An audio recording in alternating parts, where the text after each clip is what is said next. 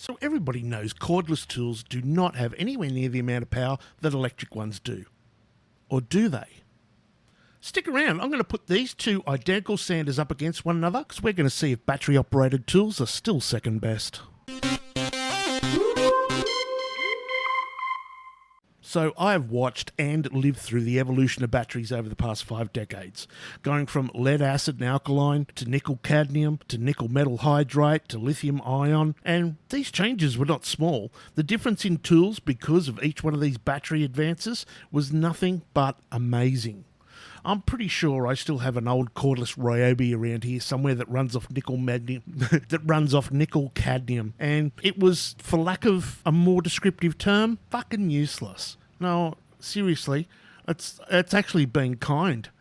Every time you'd pick this drill up, the bastard would be flat, and then when you went to charge it, it'd take all fucking day to charge. And then when you finally did actually manage to get to use it, it was gutless. It wouldn't even put in the smallest friggin' screw, let alone drill a decent sized fucking hole.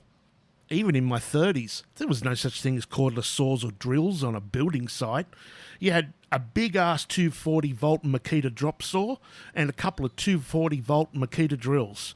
And if you turned up to a site with anything but that, you'd never live it down. In fact, you'd be lucky to even keep your bloody job. Oh, and a 10-inch Makita circular saw, of course. I actually remember back in the 90s when I was working on my dad's farm. My dad had these Arctic rechargeable torches that were mounted on the wall. There was a pair of them. And they stayed on charge all the time. If you ever needed them, you could just pull them off and just turn them straight on. Now, they were really expensive. They were worth a couple of $100. And they were shit.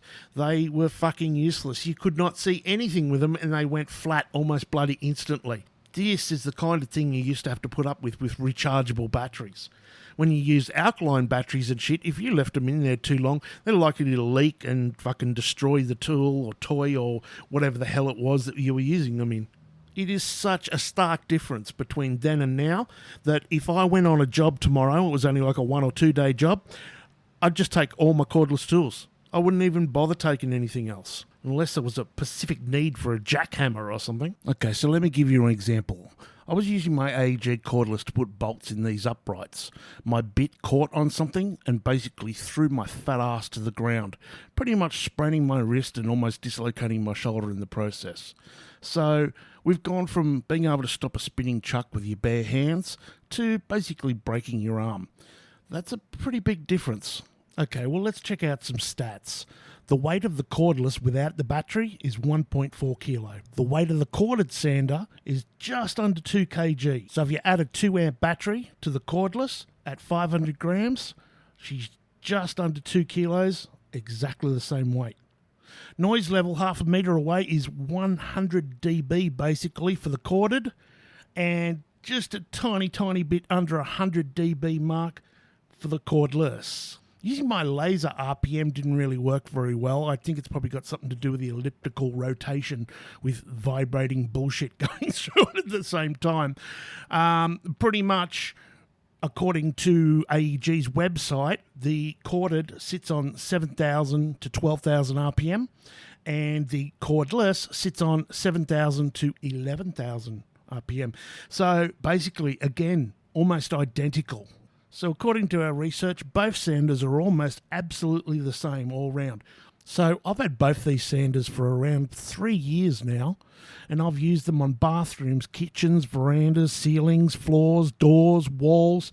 They've been used for wood, steel, plastic, plaster. I've used them on my cars, I've used them on my house, I've even used them in my workshop. And I can honestly tell you, there is no noticeable difference in power, torque, or in any other way you'd like to measure these two. They are, for argument's sake, identical.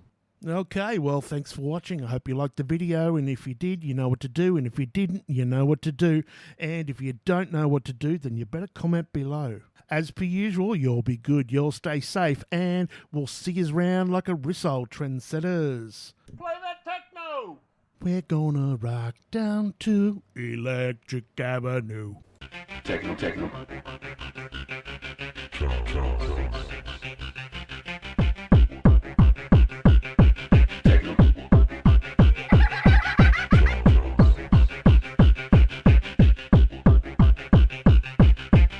Rave.